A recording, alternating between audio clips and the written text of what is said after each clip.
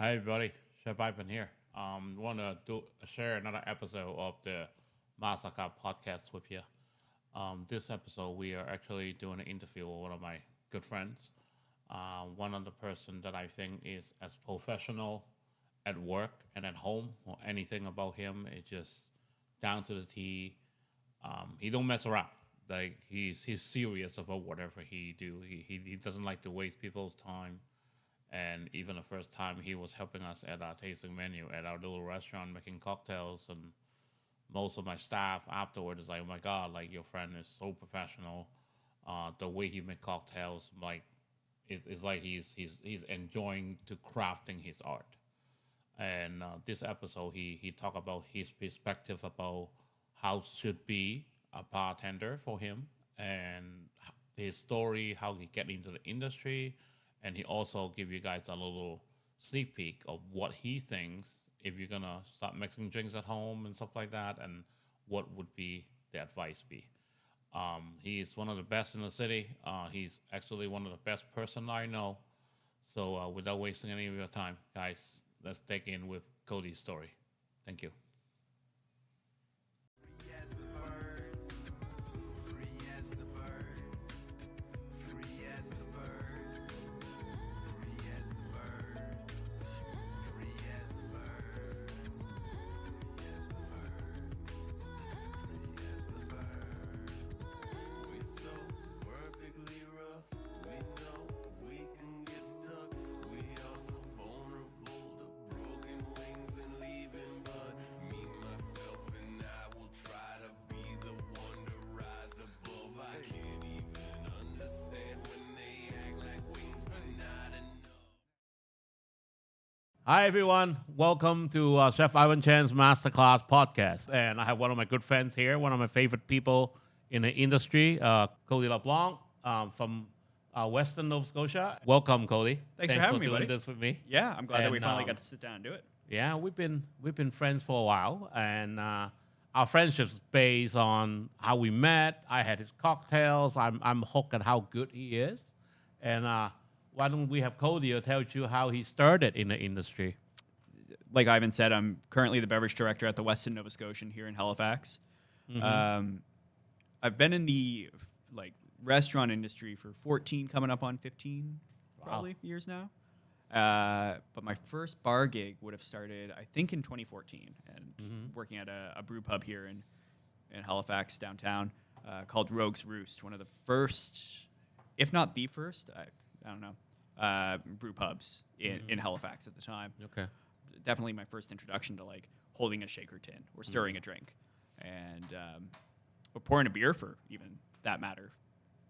That place closed down. I was fortunate enough to go work at be tapped by some other friends in the industry that were opening up a bar at the time that turned out to be the local down on Gottingen Street. So I was there for about a year, and then tapped by my buddy, our friend Joe, to go over for the opening team for the Watch, and was there until that place closed as well. From then on, again, our other dear friend, Jamie McCauley, I went on to help run his bar program there at Water and Bone until that place closed, and then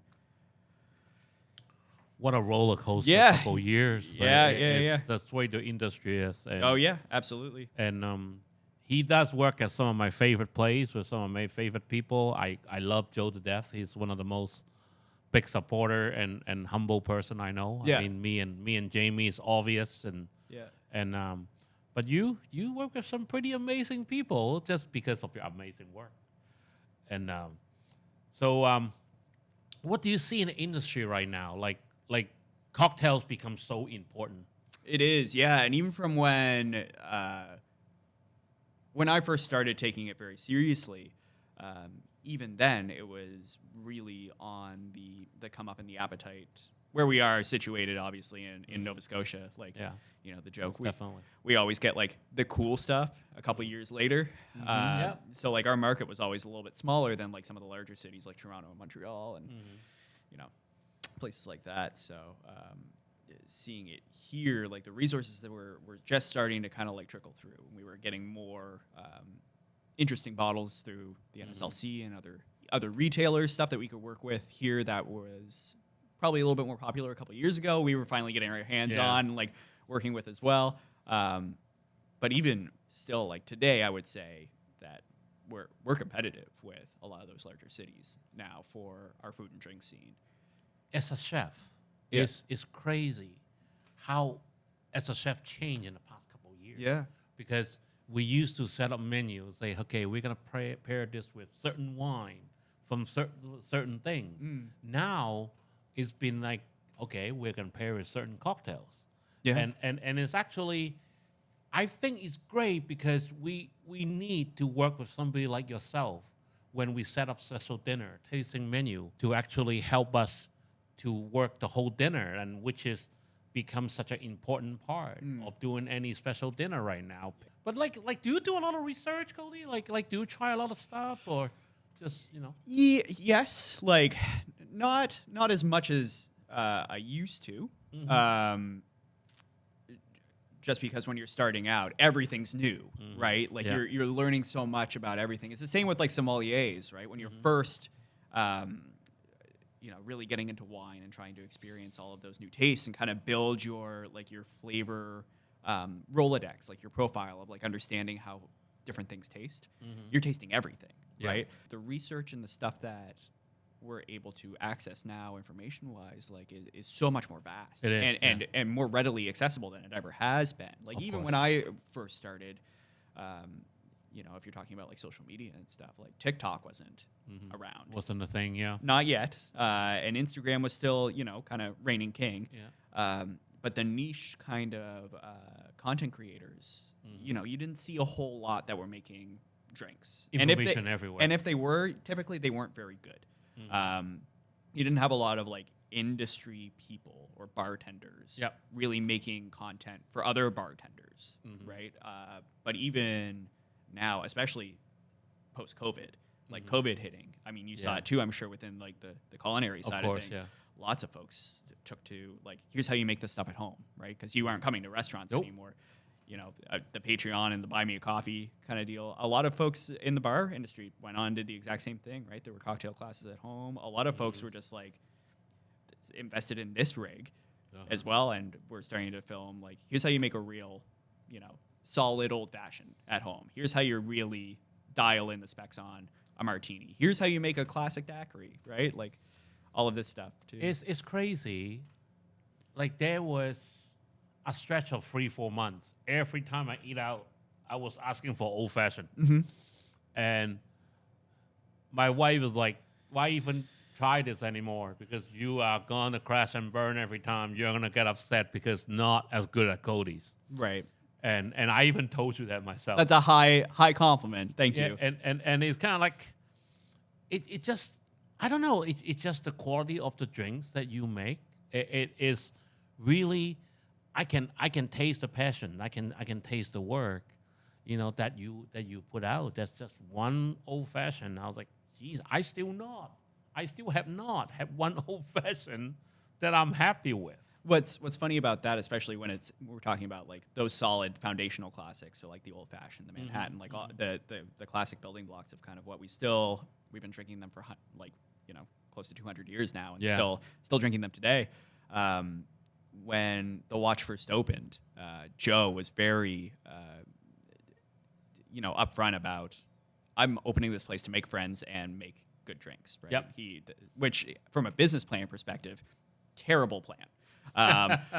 Like, how are you going to make money and keep a thriving business off of that? Yeah. But when we first started, we spent tons of time just at his house with his bar downstairs, and we were troubleshooting and trying every variation. Right? Joe's such a visionary, though. We were dialing in all of those specs we spent hours, tons of hours just working on like, how do you make a great old fashioned? What's the right spirit within this price range? What's the right sweetener? What's the right blend of bitters? How long are we stirring it for? What type of ice are we using? What type of ice are we serving it in? Just really getting anal and like into like the little nitty gritty of it, which for me, that was kind of an intro into really taking those cocktails seriously, which kind of broke my brain for the rest of it. I didn't have experience behind a real volume cocktail bar before that. My first kind of intro into that was just like getting really nerdy about stuff Okay. and then hitting the bar after that. So it was ingrained in me already that I was like, what's the point of doing this if you're going to put it out Yeah, as take it real as a deep, right? secondary thought? Yeah. It's kind of funny because Joe, if you are watching this, he is really into the details on Yes. every little Yeah. things, and that's why I call him a visionary, because Joe really kind of have a different visions Yeah. that I see he had. But that's something just come up in my head. Coady, Yeah. you just call yourself a bartender. Yeah.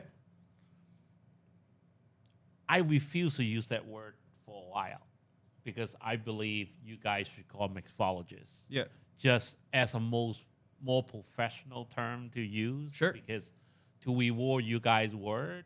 But where you stand on that, bartender or mixologist? I have never referred to myself as a mixologist, and I'll Okay. probably always refer to myself as a bartender. Okay. Because at the end of the day, like, there is that culinary aspect of it, in what flavors work best together and what all of that. But at the if you take the kind of that side away from it, Okay.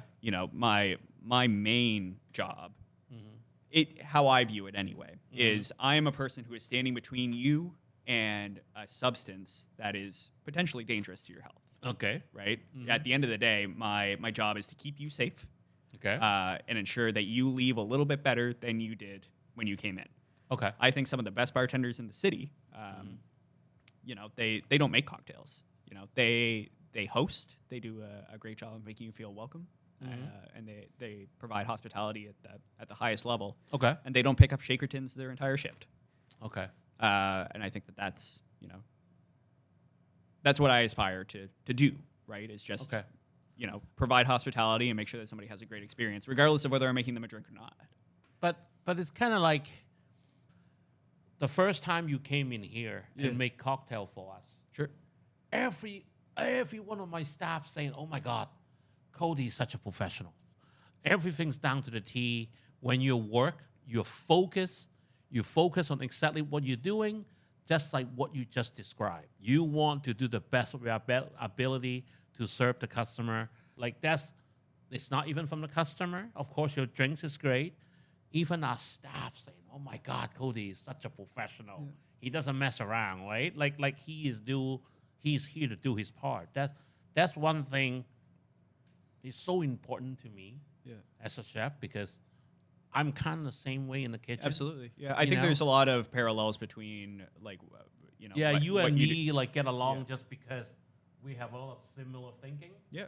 about how we operate. Yeah. And when I look at that aspect of the job, not the the pure hospitality aspect and interacting with other people being Yeah. face first, which I would say is like not for yourself. You're pretty active front of house and back. Yes, I am. Yeah, but for a lot of chefs, like or line cooks, whoever's working and cooking the food, you don't really see them, and they don't interact with the front facing folks. So the other aspect of like my job in the culinary side, I kind of view that as like it's a craft, right? And it's the same, I'm sure, with you as each. Our jobs can get pretty repetitive if we're just standing behind and we're only putting out drinks. I remember, after Water and Bone, during the height of the pandemic, I was hired to be the head bartender at Noble, the speakeasy in Middle Spoon. And when we finally opened back up to the public, we didn't seat at the bar. Okay. So I felt like I was doing only half of my job, where I was Because making drinks, but there was nobody to sit there and There's talk no to. interaction. Yeah, exactly. I was just standing there, like doing, Okay. making drinks quietly in a corner and then sending them out. But I'm the same way. Like I want to know how customers react to my food. It's kind of my perspective, and that's why I don't hide in the kitchen as much as most people do, because for what I do, I believe the biggest rewarding to me is seeing how people react and how much they enjoy the food. Then I feel like I've done my job. Yeah, and I mean that's kind of, you actually just kind of finished my point. That culinary side is like you're making the same dish, or I'm making the same drink, hundreds of times within a month, of course, and you want to each time. It's like that futile pursuit of perfection. Like you're never going to Nitty-gritty. make it Pushing, perfect, yeah. but you want to try to every time. Right? Yeah. You want each one to be a little bit better and a little bit more dialed in than the last one. Yeah. So it's like you mentioned a few times about culinary. Yeah. Like how much you guys involve or research on the actual food than like when you design drinks and researching drinks. Like do you get into like the food cooking process or just the flavor base? Yeah, or- yeah, sure. I mean, I can only speak for myself. I'm an okay home cook, and I've been fortunate enough as well to, in the places that I work, I get to experience different flavors and things that a lot of people don't normally, right? Like working in casual fine dining or restaurants that focus on cuisine from other cultures. I get to experience different flavors and tastes that a lot of North American palates don't on a regular basis. So it kind of expands your view on like what flavors work. Same as like with an artist Okay. and working with different colors Okay. and understanding how those colors interact with each other before they start turning into mud. Right? Okay. If you mix enough colors together, eventually you're just going to get a different shade of brown, right? course, and that's going to be lost. So understanding how your colors kind of all Well, let's face it. You have been working with some pretty darn good chef. I've been very fortunate. Yes. Yeah, like I mean, Jamie, Yeah. Stephanie. Yeah. I mean, like that's some of our best that we have to offer here, and that's kind of able to tell what kind of level that your drinks gonna be with the level of chef that you get involved with. Yeah. And let's talk about anything outside of work. Sure. Rock climbing. Sure. Yeah. Why are you doing so much rock climbing? It's like a relaxed thing, or do you just enjoy the exercise, or I got into rock climbing probably about 2 years ago now, and it was I was at a point where like bartending as a job is very active. Like you're on your feet. Yeah. You're in the middle of a busy not service. easy. You're burning calories. Yeah. Like you are. Big time. Yeah, for sure. It's busy, and Oh, yeah. I'm a pretty slim dude. And working that way where you aren't eating in a regular cycle of regular course. meals, right? You're huffing something into your mouth over a trash can in 5 minutes when you have a second in the middle of your shift. And then again, you're having like your dinner at 4 in the morning when you get home from work. Hospitality business. That's Absolutely. what it is. If you manage to get a dinner and you don't just have beer for dinner, right? yeah. But I was just at a point where I was feeling like I needed something a little bit more focused as far as fitness and physicality and stuff, right? Like I wanted to live a little bit healthier. I want to be around for my daughter and be active and, a good dad to her. And I was feeling that I needed to do stuff that was a little bit more focused to keep me around a little longer. So a couple of my friends were really into bouldering, and it felt like a cheat. Okay. Because I am not disciplined enough to get myself to a gym and do like a set of weights today and then go do cardio the next day or whatever. That sounded like hell to me. I didn't want to do that at all. So I was like, how do I cheat this that I can go for an hour and work out my entire body in a way that isn't just running around a bar for a couple of hours? Okay. And I took to it right away. I fell in love with it immediately. Good. It was it scratched the brain itch of like problem solving. Okay. And to feel myself get stronger and kind of challenge like what my own understanding of what my body can do. It was a really exciting thing. Yeah, you to be seem to involved be in. really into it. I mean, I it's kind of funny, like when you just said you're not as disciplined, but man, anyone seen you work know how disciplined you are. Yeah, so you are with in your work, right? that aspect, I was just like, if I'm the same way. If I'm gonna have the choice between at 10 in the morning after getting home, after midnight, if I have the opportunity to go lift weights in a gym or stay in bed, I'm choosing bed every single time. Yeah, well, So now it's bouldering gets me out fairly That's often. good. It's been and for my mental health too. Mhm. Absolutely has been like a game changer. It's Sounds like, hey, healthy is good. I mean, I've been trying to eat more healthy Yeah. myself. I've been losing a lot of weight, and same reason, want to be around longer for Yeah, the kids. absolutely, Right? I yeah. mean, kudo to you. That's something that I can feel. That's what I've been trying to do myself. Yeah. What And- changed for me too is like when I got into it.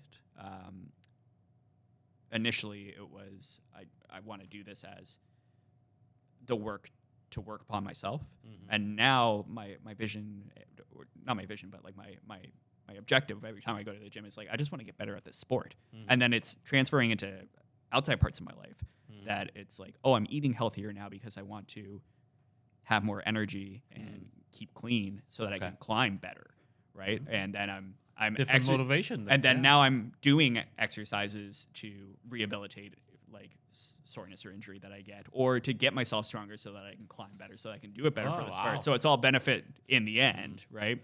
Okay. So we have been talking for about 20 minutes now. So I have a little Szechuan cumin lamb spring roll with some white miso tzatziki. You see my food all the time. I think Yeah, you've seen me absolutely. serve this all the time, but you never really sit down and have it.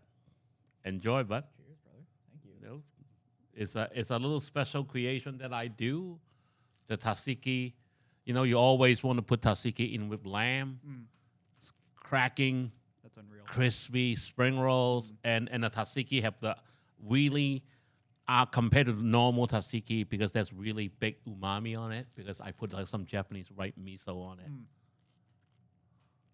That's great. So what kind of drinks that will work with spirit wise? Pop quiz. Yeah, so like when it comes to pairing cocktails with other dishes that have big flavor, like a lot of cocktails as well, they're big in flavor as well. So I tend to pair, if I'm pairing, stuff that's like clean. Okay. Stuff that isn't going to be too. You don't want the things fighting each other, right? Sure, yeah. So I want something that's clean, crisp, almost like a palate cleanser, but still gives me something in between. Bitter is something I usually try to like balance Okay. in as well, as far as aiding in digestion and all that. With this, lamb to me always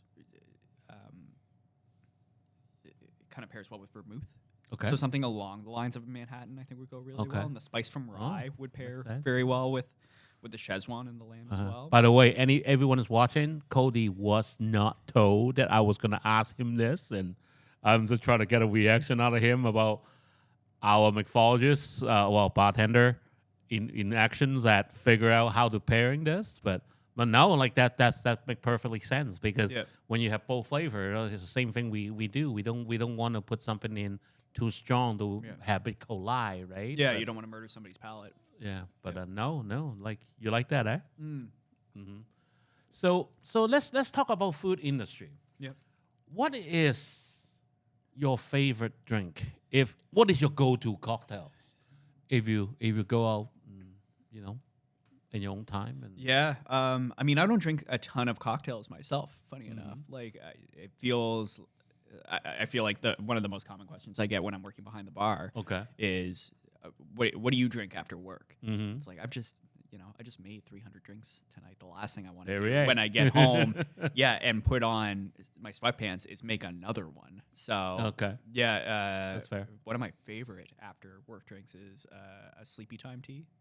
Okay, And then that you works. pop a little melatonin gummy. Oh, Okay. buddy, that's good stuff. Oh. But if I'm drinking a cocktail, if I'm making myself one at home, which is rare, like I want to do something that takes little to no effort, I'll make myself like a little poor man's old fashioned. So Okay. I usually have a bottle of whiskey at home My kind of guy. a little bit of that, a couple dashes of bitters. Okay. You know, you procure a lot of bitters kind of in your run usually. So folks either gift them to you, you get some from sponsors or whatever. I have tons sitting on my back bar, so whatever I've got there, just throw a couple of those in, and then whatever sweetener is available in the fridge. I usually don't like. I'm a bad home bartender. Like I don't even have simple syrup in my fridge right now.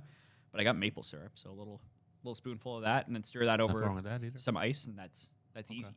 Okay. But if I'm going out and I'm going to Okay. get somebody else to make me a The drink, big question. yeah, typically, I'd start my night with either a margarita, Okay. love a marg, or penicillin, which is a whiskey sour, Scotch-based whiskey sour Oh, interesting. with lemon, and then the sweetener is usually ginger and honey. Okay. So it's smoky, spicy, little. But it's one of those drinks that like I wouldn't be making myself that at home. There's so much work involved in doing the ginger properly. Yeah. Like if I'm gonna get one, I want one that's going to I want like a big smoke and I want a lot of spice. So the ones I would make in bars for other people if I'm prepping for a shift would be a very potent ginger syrup. Okay. So juicing ginger through a juicer, then getting that dissolved with the proper amount of sugar, and then sweetening it with honey as well. And it's like, I'm not doing that at home. That's a huge mess. No, I'm going to get somebody else who was paid to. Somebody can do it. Yeah, exactly. Me. Right. Yeah. So I that would be the one there. Okay. So, big moment. What do you think will be the biggest moment in your career? Like breakout moment, I guess, as a bartender. Yeah. I mean, formatively, it usually comes back to probably 2018 when the watch that ends the night won Best New Bar in Canada. Yeah, that was a huge moment, I think, for especially through outward perception. Yes, of like, oh wow, like a little bar in a condo development in Dartmouth just beat out all of these moneyed cities of like Vancouver and Toronto and it was and such Montreal. a big deal. Yeah, and it was like just this little bar team in Dartmouth of all places could really You should take a lot of credit to that. stand up and punch that weight, and that was very well received within. I think Dartmouth felt a lot of pride and ownership of that, of like, look, we're on the map, and like, and kind of it was on the start of the cusp of Halifax really getting recognized more and more as like we're a food city. Like you should we compete with those bigger cities, the real cities as like we're up there, we're doing it right. But later that year, I would say even more so for me personally, kind of on the nerdier side of stuff, was we were nominated for Best International Bar for Tales of the Cocktail. Yeah, which was for me, it was being recognized by kind of like my other mentors and or folks I looked up to in the industry globally, as like what you're doing here is worth big time, worth recognition. So for me, that was kind of like, okay, I feel like I'm doing what I'm supposed to be doing. Like at least there's some validation in like, okay, I the vocational awe that I feel as far as like pride in your work and like is this what I'm supposed to be doing? I felt a little validated, and okay, like maybe I'm okay at this. A lot of people not get involved in the food industry would not understand how important is the recognitions, because how hard it is and how difficult it is, and people can come in like you said, you make 100 drinks a night, and they don't feel a thing. They don't know how hard it is, and you work so hard for it, like all those years, and just to knowing you all this time, see how you have those different places, and I really think the recognition is really well deserved. But hey, I still could not find an old fashioned that I want to drink other than yours for a long time now. But by the way, it's really great to have the recognitions in the industry, and it's hard. Yeah, it can be, and at the end of the day, it is like the recognition's nice. I'm very fortunate that I get to go to a job that I don't hate.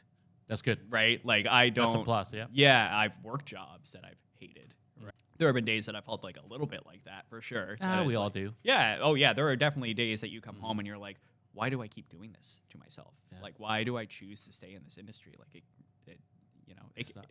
It can be brutal. Yeah. Especially like dealing with other people is usually the issue, right? But yeah, I'm very fortunate that like finding happiness in the balance. doing that every day. Yeah, yeah. So, I mean, like you have been in this industry for a while now, of course, and where do you see is going? Because why don't you tell me about all those canned cocktails now? Yeah. How do you feel about that? Because it's been the next big thing. Yeah. Those pre-made cocktails off the can. Yeah, they're massive. And Jeff and Matt over at Dear Friend and Clever are putting out some really cool stuff now. But I remember for the longest time, the canned and the ready-to-drink product, it was like, what is the purpose of this? A lot of them don't taste very good. Like, it's never going to be... If I'm getting a bottled margarita, it doesn't taste the same as like one that's being made fresh right in front of me. But like the technology's come a long way. A lot of those, a lot of them taste a lot better. I think that where we see, what I see anyway, and you know, I don't work behind the bar anymore. Like I'm not every night making drinks. I work a desk job now, right? Like I'm designing menus. A lot of my stuff comes down to numbers now, and designing profitable menus and you know, managing liquor costs and inventory and all that. That's the majority of my day. So I see a little bit more kind of inside baseball now with ordering as well, and looking at different SKUs and what's popular in a larger scale of in Halifax, and then by extension as well in knowing global trends to make a menu that's current. Mindful drinking is certainly on the rise, like especially post-COVID, I think. Seeing people kind of return to eating out again. People aren't drinking as much as they used to. A lot of people have gone sober, and you know, all the power to that. I am not. Is a lot of up and coming products. Yeah, and as a lot chef, of and the non-alcoholic stuff that's coming out stuff. is I huge. actually have another company that dropped off a few for me 2 weeks ago. I had a few of them. I was pretty shocked how good they are. And a gentleman who you say, hey, you know what? If people want alcohol, we can just pour a shot in there. Yeah. So it's kind of like I haven't really get into it yet, but I do have some sample in my fridge right now that I'm waiting to try. Yeah. But it seems like that is the direction that we could be heading. Yeah, yeah, and I mean it's great to see that as far. It's like zooming out and looking at. I going back to like when I first started, I still felt like that was just the start of bartending being seen as like a respectable career option, right? Like if you told your parents that, oh, okay, I'm not going to college, I'm not going to university, I'm going to be a bartender as a career. A couple of years before that, they would have been like not stoked about that, right? But we're seeing more and more legitimization of that industry. And I think that the non-alcoholic cocktails and the demand for that is further speaking to that legitimization of this is a culinary thing. Like this is not just utilitarian. A bartender is not there to help you just get drunk. They're giving you an experience, right? And the demand for that experience without the other effect of, you know, intoxication, that's just further legitimizing what we're doing. I still remember the first time that I was told about those kind of products. That was my being an idiot, I guess. I kind of like not at all. Why would I? What's why the would point? I want to drink something? Yeah, what's the point? I cannot get absolutely. the buzz. Yeah, right. That was my first reaction. That's everybody's. Yeah, right? Absolutely. And it seems like I haven't tried yet. Yeah. But it seems like they're still getting enjoyment and people are loving it. And that is the trend is going. Yeah. And you I see cannot them more, wait to try them. You see them more now on not just the ready to drink stuff, but in restaurants in Halifax, you see more non-alcoholic cocktails. The non-alcoholic spirits that are made to be substitutions for you know, vodka and gin or whiskey or Seems like the non-alcoholic Corona have been selling like crazy, I was told. Yeah, and even the non-alcoholic beer, the SKUs that are like Upstreet's Libra brand is huge. Wow. You know, Propeller is making some really good stuff as well. A lot of the local craft beers are making some really good non-alcoholic stuff to a point where it's like, I remember, you know, even 5-6 6 years ago, Uh-huh. non-alcoholic beer was not being consumed the same way No. that it is now, No. right? No. Not with any legitimacy. And usually the stuff It that you were is getting now. was gross. It is now in a was, big way. Yeah, and the stuff's good. Yeah, they're good. I actually, I had a sip of that non-alcoholic Corona the other night. I was like, But I was a naive one at the beginning, right? It's Yeah. like, why would I not get a buzz when I want to drink alcohol? But Right. but it tastes good, man. Like Yeah. it was actually good. Yeah. So, that's pretty much where the industry is going. I mean, thanks to people like yourself who is into developing and learn what people are leaning towards, in the future. Yeah. No, this is some really exciting things happening. Like all those canned cocktails, non-alcoholic drinks. The food industry is constantly changing, right? So, as a chef myself, I need to keep up with everything people are putting out, and of course, I call you about the canned cocktails. Like, Coady, like, what about those canned cocktails things? Because being an old school chef, I'm kind of like, ugh, I kind of reserve about that. But I actually tried their stuff at Saucescape last week. Yeah. Yeah. Man, they were good. Yeah. So it's kind of like, hey, you know what? Maybe we should get into stuff like that. But it's all about going whatever a customer like, and Yeah. different generations they like different things, right? Yeah. Yeah. So anyway, Coady, we've been talking for a little while, and any tips you want to give for anyone want to make drinks at home? Yeah, there's always a few. Like, I feel like the cliche one is like, what bottles do I need when I'm starting my home bar? I would say start with just like, what's a drink that you like? What do you want to make? What do you want to be good at? And then start with that and go from there. So like an easy one would just be, let's start with a daiquiri. Buy a nice bottle of rum and start working on making a daiquiri that tastes good to you. And then you can build from there. Maybe another rum cocktail. You can find something that, say, an El Presidente, right? Okay. You can go find, it's still a rum-based cocktail. Okay. You can build onto that. And then it's like, okay, so now I have these 3 bottles at home. What else does that interchange with? And you can build your bar slowly from there. I'm all about like a minimal bar setup at home. You don't need to go out and spend thousands of dollars just buying all this stuff. Fancy liquor. And a lot of people, like, they don't know what they're shopping for. They'll buy this very strange esoteric liqueur that's in one drink. And they make it for themselves at home and they hate it. And they're like, oh, what am I going to do with the rest of this bottle? Yeah. Well, nothing, because you didn't do your research. And now it's just going to sit there and collect dust, right? Like, just be intentional about what you're... Play smart. Yeah, it's your money. Why would you waste it? But I would say one of the bigger ones is, like, people don't understand how much ice it requires to make good drinks at home. Yep. Like, you really got to invest in your... Yeah, that's the first thing. When I asked Coady to come make cocktails for me, Cody's like, okay, we're going to look into the ice. Like, where we got ice, get the good ice. And yeah, and you don't need... I mean, at home, you don't need, like, a professional ice machine or a cold draft machine like I prefer to have. You should definitely buy a couple more ice molds from the dollar store, because making drinks that taste very good requires a lot of ice. It's the same as, like, you go to a restaurant and you have this great dish. You have this beautiful steak dinner, right? And then you go home and you try to replicate that at home. And you're like, oh, why doesn't this taste good? yeah, It's like, doesn't have the boiler. yeah, because you don't have the broiler. Yeah. You weren't cooking with enough butter. Yeah. Yeah, you weren't cooking it hot enough. It's the same thing. If you aren't using enough ice, how do you expect your drink to get to temperature? How are you developing the proper texture for it, right? You need a lot of ice.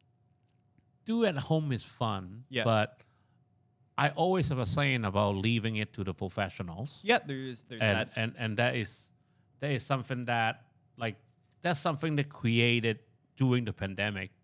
Of course, people staying home kind of develop a lot of things at home to do it themselves. But just the equipment and stuff like that, like the ice machine, the boiler, all those things, you might still want to leave it to the professional to do, right? It's the same for, like, home cooks. Like, you know what your signature dish is, right? Like, if you're having company over and you want to impress, you know what you're making already. Of course. Like, this is my lemon haddock. I make this all the time. This is my, what my family all loves that I cook. You can have the same thing for a cocktail. Same thing. Yeah. Same thing, Yeah. man. I mean, but again, thanks for doing this with me, Absolutely. Coady. Like, this has been a fun, like, time we have. Like, we learn about your stories. We learned something about cocktails and stuff like that. So anyway, thanks. And thank you everyone for listening.